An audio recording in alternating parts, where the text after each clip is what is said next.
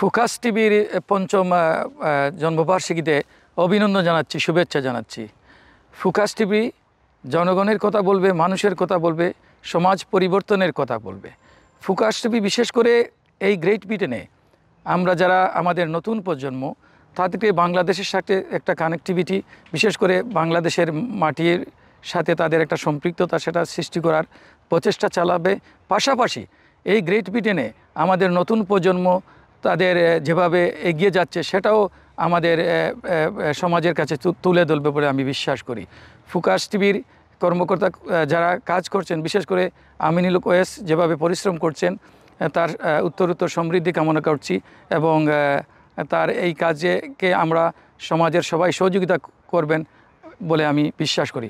ধন্যবাদ।